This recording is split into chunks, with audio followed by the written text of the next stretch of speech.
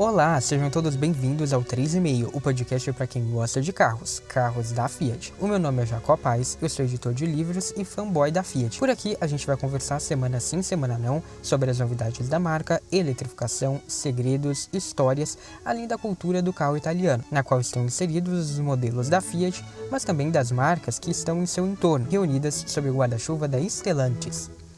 No episódio de hoje, vamos retomar o assunto do episódio 4 do 3,5. Na primeira temporada eu falei sobre o Fiat Mobi e como ele poderia atender a um novo público, graças às mudanças trazidas pela pandemia. Antes, ele era peso morto e precisava mudar para aproveitar a onda. Hoje, é líder do seu segmento. O que mudou? É o que este episódio vai responder. Vamos lá?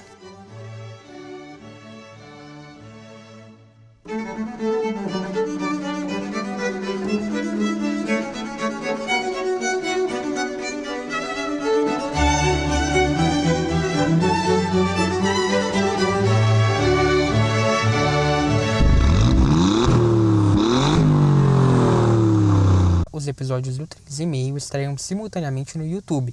Se você estiver ouvindo por lá, curte o vídeo, se inscreve no canal e ativa as notificações clicando no sininho.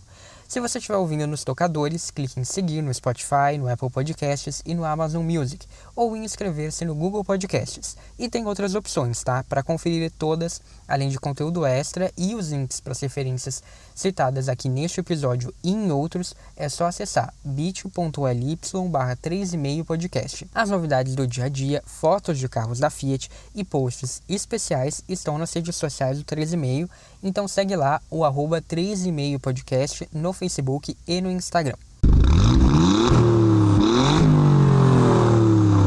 Lá na primeira temporada do 3,5, em 2020, eu falei no episódio 4 sobre o Fiat Mobi. Na ocasião, existiam pesquisas e indícios que apontavam que carros pequenos, baratos e econômicos poderiam ter um aumento de procura em consequência da preocupação com o uso de transporte público e carros de aplicativo, por exemplo. A ideia do episódio era descobrir se o Mobi tinha o que era preciso para surfar nessa onda. Por conta da pandemia, por conta desse novo cenário, precisa comprar um carro e um carro de entrada, uma compra racional. Infelizmente não tem como defender o Mobi. Ele não é definitivamente aquele carro inteligente, não tem diferenciais. Ele tá pior, mas ainda assim ele tá mais coerente com a proposta de um carro barato, de um carro de entrada. Isso a gente pode dizer. Essa mudança de posicionamento deixou o Mobi um pouquinho mais coerente. Ele assumiu o que ele deveria ter sido de fato desde o começo. Mas ainda falta honestidade. Ele quer ser algo que ele não é. E é aí que é a grande falha dele. E é por isso que ele perde em comparativo aqui que eu fiz, mas ele perde em competitividade, ele perde nas vendas, ele perde tudo para o Kwid, porque não tem como rivalizar com o francês se a Fiat não se mexer. Essa é a realidade. Ela tem um projeto que é mais antigo que o Kwid, que oferece menos equipamentos de segurança, que tem um motor mais defasado e ela está cobrando mais. Está cobrando mais no preço, está cobrando mais no custo, no seguro. É tudo mais caro do que o Kwid. Então não tem como eu defender o Mobi, infelizmente. E não tem um diferencial do Mobi que eu diga, nossa, você tem que pagar mais caro pelo Mobi por conta disso. Hoje, algumas coisas mudaram e outras ficaram mais claras. O Mobi, por exemplo, teve a sua gama revista. Ele perdeu e ganhou versões, deu boas-vindas a equipamentos importantes e, claro, encareceu como todo carro. Mas o mercado também ganhou suas novidades, impactando a situação desse pequeno Fiat. Diante disso, eu achei que seria interessante fazer um episódio revendo e atualizando o cenário do Mobi e da sua competitividade, uma vez que ele continua sendo o Fiat mais barato, muitas aspas nesse barato, e em geral é uma porta de acesso ao carro 0 km. Começamos falando do mercado em si. Se em 2020 existiam previsões acerca de um aumento de participação ou mesmo de relevância dos carros acessíveis e compactos, até agora isso se mostrou bastante tímido, pelo menos aqui no Brasil. Em 2009, antes da pandemia de Covid-19, foram emplacados quase 895 mil carros com motor 1.0, de acordo com os dados da Fenabrave. Já no ano passado, 2021, após a pandemia, esse número caiu, como o mercado em geral caiu, para quase 684 mil carros.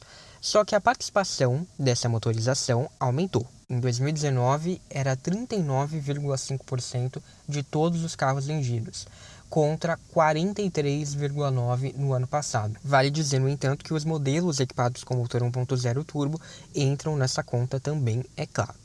Olhando mais especificamente para o segmento de carros de entrada, no qual o Mobi está inserido na classificação da Fenabrave, a gente pode observar que também houve um discreto crescimento na participação de mercado, que passou de 12,13% em 2019 para 12,74% em 2020 e 13,39% em 2021.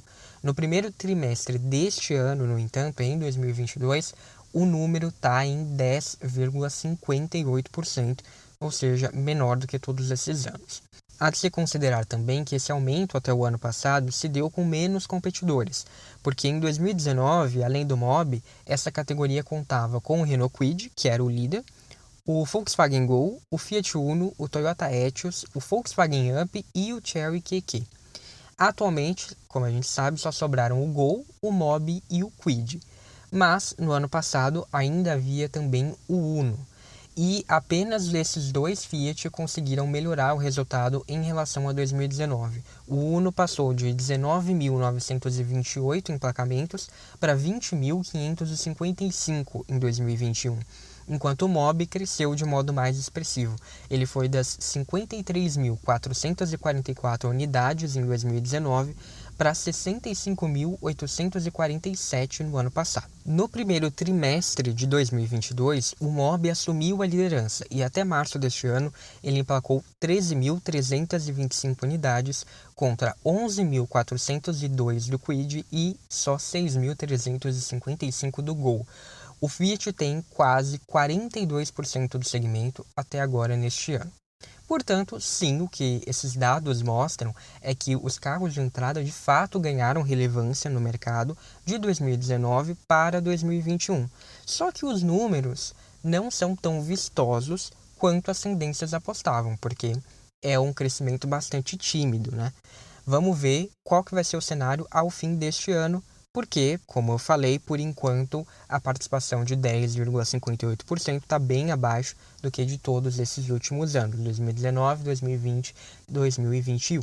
Só que se por um lado esses carros, os carros de entrada, foram bem, o mesmo não pode ser dito da fatia de hatches pequenos, na qual a Fenabrave coloca carros como Argo, Hyundai HB20, Chevrolet Onix e Volkswagen Polo. Em 2019, eles representavam 33% do mercado. Em 2020, eles caíram para 29,45%. E, em 2021, fecharam com apenas 21,94%, perdendo pela primeira vez o posto de segmento com maior participação nas vendas no Brasil. Não é nem preciso dizer que quem assumiu esse título foram os SUVs. Eles cresceram mais de 10 pontos percentuais em um ano e fecharam com praticamente 43% do mercado em 2021. Neste ano, 2022, o cenário está ainda melhor para os SUVs, que representaram até agora, nos 3 primeiros meses do ano, 48% do mercado, contra 21,04% dos hatches que continuam caindo. Então, os hatches compactos pagaram a conta por terem uma posição intermediária. Com os aumentos nos preços, quem podia partiu para carros mais caros e quem não podia, bem, ou comprou um carro usado ou, de fato, adquiriu um carro de entrada. Os hatches mais acessíveis conseguiram se manter estáveis, como a gente viu, em grande parte, justamente pelo bom desempenho do Mobi. Porque, como eu falei, o Mobi foi o carro que teve a maior alta do seu segmento. Na verdade, só ele e o Uno cresceram, e o crescimento significativo foi o do Mobi. Vale dizer que, sim, aqui vai entrar aquela polêmica de sempre. O Mobi se apoiou em um número considerável de vendas diretas para alcançar esse crescimento. Quase 48% das 65.847 unidades vendidas do modelo foram nessa modalidade. Ainda assim, essa fatia ela está praticamente na média de mercado, já que praticamente 44% de todas as vendas de automóveis em 2021 foram nessa modalidade. Então, é um reflexo do próprio mercado em si, algo que, com ou sem pandemia, não mudou. Essa fatia já era mais ou menos essa antes da pandemia e continuou sendo durante a pandemia, na qual nós ainda estamos, querendo ou não. É verdade que, diferentemente de SUVs, de picapes, que têm os seus donos endinheirados e muitas vezes são empresários, no segmento do Mobi fica difícil dizer que uma parte dessas vendas diretas continua sendo para consumidores, mesmo sendo feita em CNPJs e não para pessoas físicas. Aqui eu acho que vale mais sim a percepção que todo mundo costuma ter quando se fala em vendas diretas. Foram empresas, frotistas e locadoras, por exemplo, que adquiriram essas unidades. Mas a pandemia também pode ter impacto nisso, afinal, quem optou por uma locomoção mais individual, não necessariamente foi necessário comprar um carro, poderia alugar esse carro, por exemplo. Ainda mais com as novas modalidades de aluguel que as locadoras passaram a oferecer. Então aí entraria também uma demanda maior pelo Mobi, que é o carro geralmente mais acessível oferecido pelas locadoras. O percentual de vendas diretas do grande rival do Mobi, o Kwid, foi muito menor. Apenas pouco mais de 27% dos exemplares vendidos do Kwid foram como vendas diretas, ou seja, o varejo continua preferindo o Renault. Já no caso do Gol, quase 69% das vendas foram nessa modalidade. Então isso quer dizer que o Mobi ficou aí numa posição intermediária, conseguiu atender bem, vamos assim dizer, ambos os públicos. Ele não deixou a desejar em um ou outro canal de venda, não é um carro que dá para você dizer, só vende para empresas, assim como também não é um carro que você pode dizer que o desempenho dele na venda para empresas é ruim. Olhando para 2019, é ainda mais evidente que parte do crescimento nas vendas do Mobi se deu pelo trabalho da Fiat no campo das vendas diretas. Isso porque, antes da pandemia, o compacto da marca tinha menos de 34% das suas vendas nessa modalidade.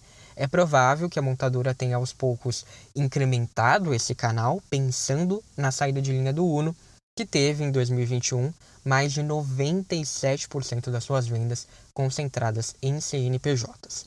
Aliás, vou fazer aqui um parênteses com um merchan de um post bem bacana que eu deixei no Medium sobre o possível retorno do Uno e como esse retorno está ligado à saída de cena do modelo do nosso mercado.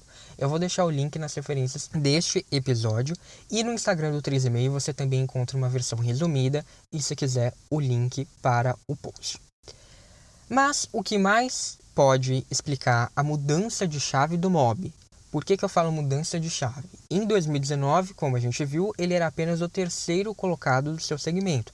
Ele estava perdendo para o Kwid e para o Gol.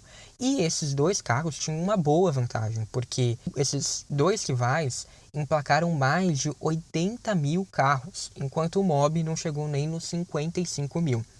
Além disso, a participação do Fiat era de menos de 20% naquele ano. E, como eu disse no episódio 4, a sensação era de que o Mobi não tinha muito futuro, que ele estava na gama da Fiat apenas para cumprir o horário, vamos assim dizer, se a Fiat não se mexesse e fizesse algo e realmente reposicionasse de vez o carro. Ela já tinha começado a fazer esse reposicionamento, mas ela tinha que trazer mais coisas para o Mobi.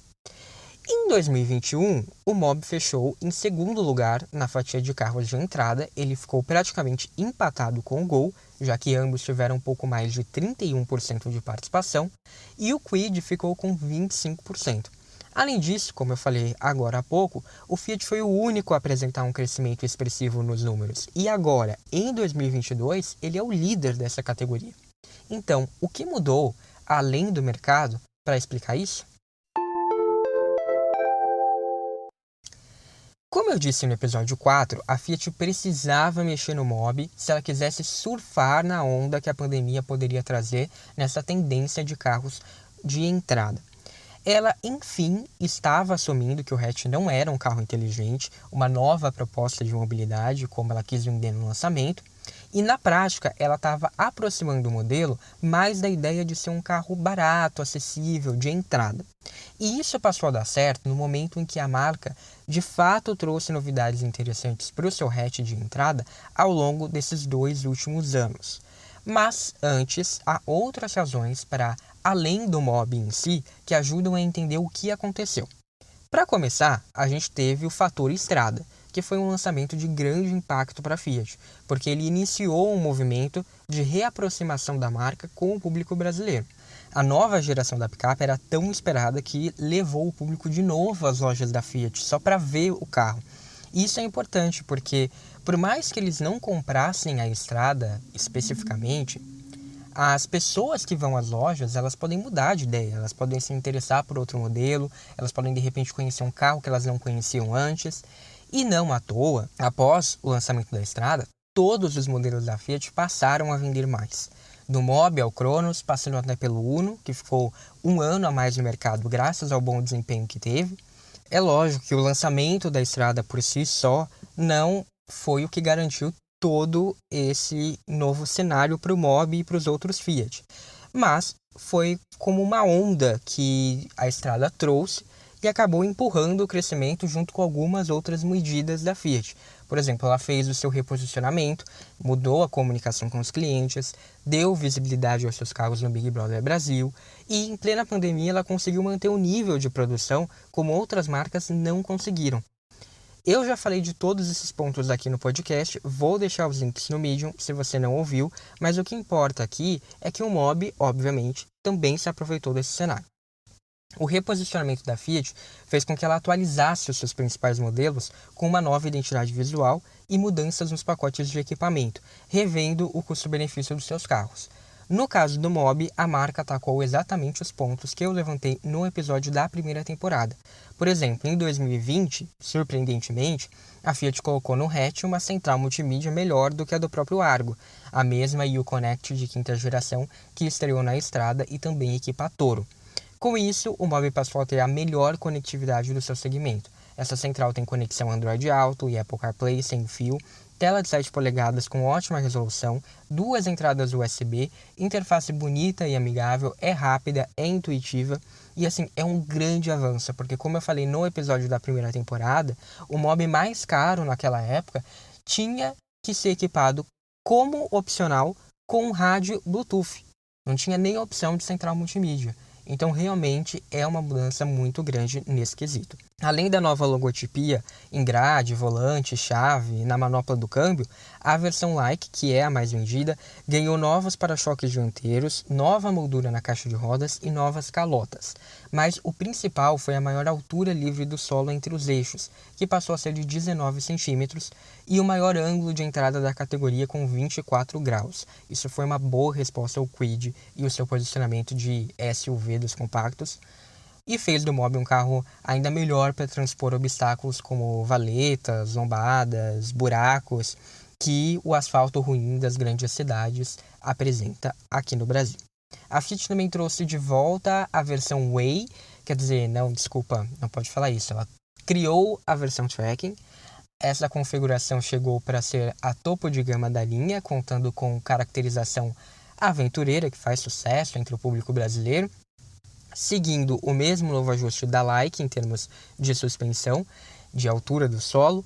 Ela deu ao Mobi barras longitudinais de teto, que ampliam a altura, deixam um carro com um aspecto aí mais imponente. Teto bicolor com logo alusivo à versão e adesivo no capô, que remete aos Jeeps. Calotas escurecidas com desenho exclusivo ou rodas de liga leve de 14 polegadas como opcional. Retrovisores com pintura black piano, faixas laterais e maçanetas pintadas na cor do veículo, tecidos exclusivos com costura laranja e adesivo na tampa traseira, identificando a versão. Ou seja, a mesma receita que já fazia muito sucesso no Argo Tracking, uma versão focada especialmente no varejo, enquanto a Easy, que praticamente se manteve como era até então, se concentrava ali nas vendas diretas, sendo uma versão bem mais em conta, sem nenhum equipamento, basicamente. A chegada da versão Tracking e as mudanças na linha Like deram um ar de SUV, não me entendam mal, apenas um ar mesmo, uma brisa ao Mobi, o que foi muito esperto, porque aumentou a dose aspiracional do carro de entrada da Fiat.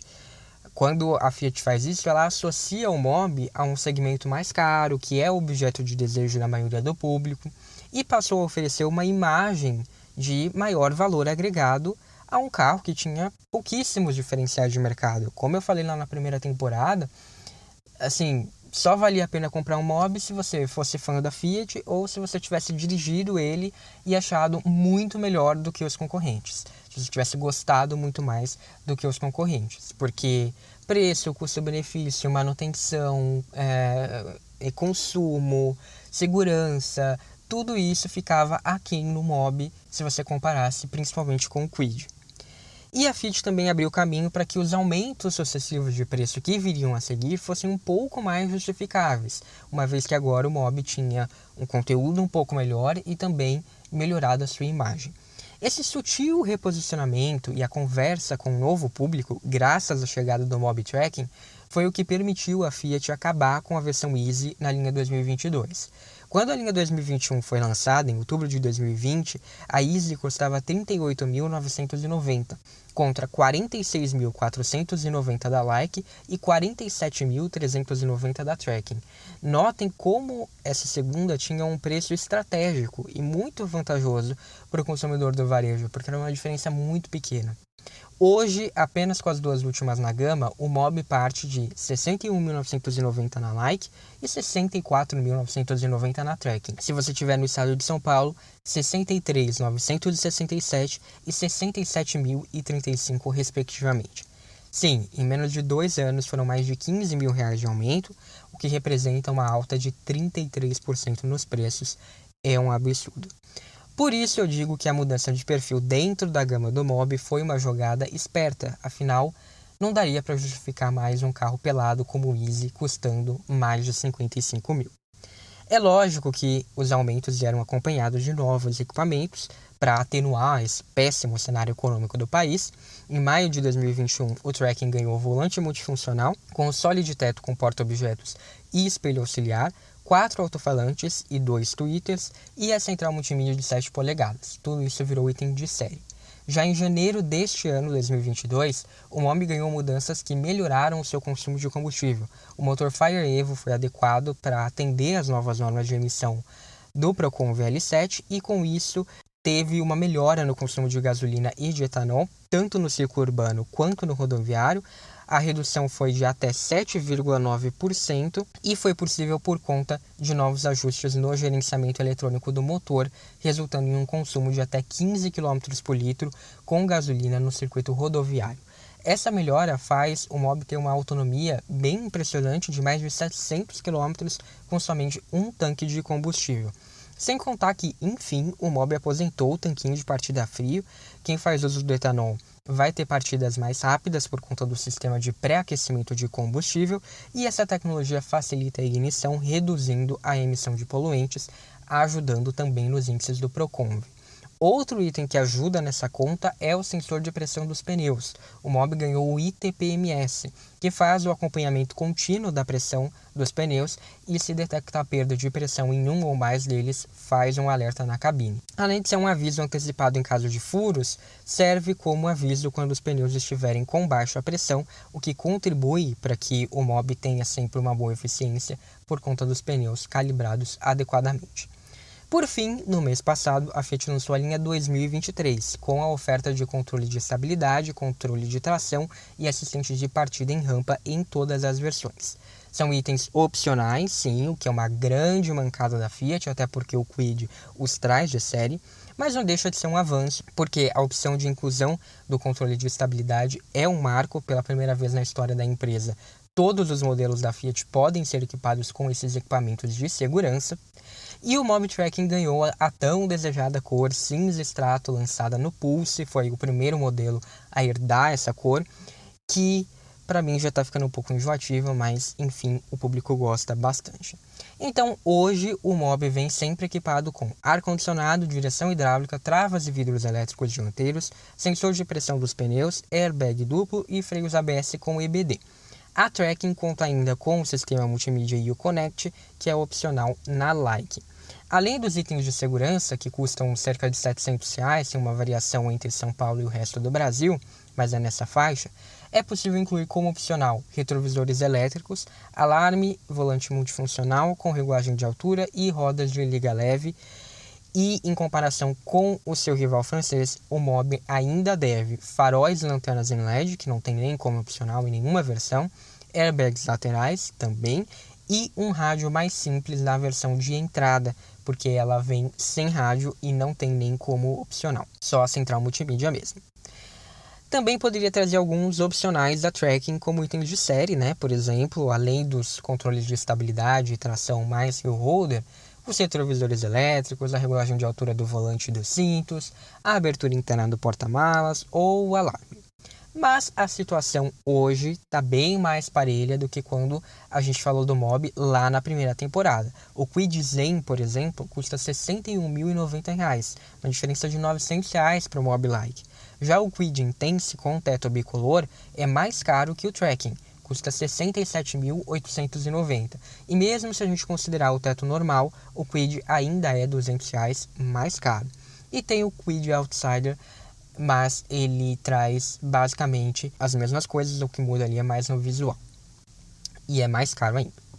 Em termos de consumo, ambos os compactos têm nota ARMA em metro. O Kwid tem consumo declarado de 10,8 km por litro contra 9,6 do Mobi na cidade e 11 km por litro contra 10,4 do Fiat na estrada com etanol. Já na gasolina, os números são, respectivamente, 15,3 e 15,7 no Kwid e 13,5 e 15 km por litro no Mobi. Ou seja, no etanol a Fiat conseguiu se aproximar bastante do rival, mas na gasolina a diferença ainda pode ser grande. Diante disso, a conclusão é que o Kwid também mudou, ele continua tendo o melhor custo-benefício, especialmente no que se refere aos itens de segurança. Já o Mobi tem melhor conectividade e uma dirigibilidade mais acertada do que o francês, que não costuma ser muito elogiado nesse quesito, enquanto o Fiat consegue transmitir aí certa dose de conforto com uma sensação de agilidade pelo tamanho e pelo peso diminutos. Voltando à pergunta inicial, então se o Mobi continua perdendo em importantes quesitos para o Kwid, por que o seu cenário mudou tão drasticamente nesses últimos 2 anos? Bem, a meu ver, essas mudanças todas das quais eu falei mostram que o Mobi tentou corrigir as suas falhas. Sim, ele está longe de ser perfeito, ele ainda deve equipamentos importantes, mas muitos e importantes pontos foram atenuados e até de fato melhorados, como o consumo e a conectividade. Além disso, a Fiat reposicionou o seu carro e agora ela oferece uma versão que tem praticamente o mesmo preço de acesso que o Kwid e que pode ser negociada com descontos mais vistosos nas vendas diretas, porque o Mobi é um projeto que já foi pago há muito tempo, o que não é o caso do Renault. Então, além de ter um motor mais antigo que tem sim as suas defasagens, mas que também traz como ponto positivo uma manutenção mais em conta, além disso, por ter justamente um motor mais antigo e por ser um projeto mais antigo, a Fiat pode dar descontos mais generosos, que é o que importa nas vendas diretas. E ele tem outra versão que para o consumidor do varejo é mais barata do que o Kwid e pode ter um apelo visual mais interessante, com ares, com altura ali de SUV, mas que tem um rodar mais confortável do que o francês e que oferece uma central multimídia digna de carros mais caros. E a montadora deixou isso claro nas campanhas para o Mobi. Isso é bastante importante, porque ela destacou os atributos da Tracking, ela destacou a conectividade do Mobi e ainda deixou um Mobi Tracking com uma das maiores influenciadoras de conteúdo de finanças do país, que foi a embaixadora Nath Finanças, não só para dar visibilidade às novidades, mas também para falar com o público que quer um carro mais barato e econômico e ainda assim descolado e conectado. Então, o público certo ali da Nath Finanças. Com isso, dá para dizer que o Mobi fez a lição de casa. Não é um aluno nota A, mas ele tem uma mãe muito cuidadosa, que vai ali garantir o sucesso do filho. Para quem quer um carro barato, dentro do significado que a gente tem hoje para essa palavra, o Mobi é uma escolha considerável. Ele passou a ser uma escolha considerável por ter um pouco mais de atributos do que ele tinha lá no começo dessa história, lá na primeira temporada. E ele está agora em um segmento que tem ainda menos opções. Então, quem quer segurança e um ou outro equipamento a mais, talvez encontre no Kwid a melhor opção, de fato. Mas essa não é toda a parcela do público. Tem um público que pode sim preferir o Mobi. E se no varejo o Mobi pode não ser unanimidade, porque sim vai ter aquela pessoa que prefere os equipamentos de segurança do Kwid, por exemplo, a Fiat sabe como ninguém complementar o desempenho do seu modelo nas vendas diretas. A diferença bem grande no desempenho do Kwid para o Mobi nessa modalidade deixa isso muito claro. E foi por isso que o Mobi mudou seu desempenho no mercado da água para o vinho. Com a aposentadoria do Uno, ele com certeza vai se consolidar na posição que ele está agora. Agora, resta saber quanto tempo esse segmento vai conseguir se manter ativo no nosso mercado. Algo que já não diz mais respeito ao mérito do Mobi por si só.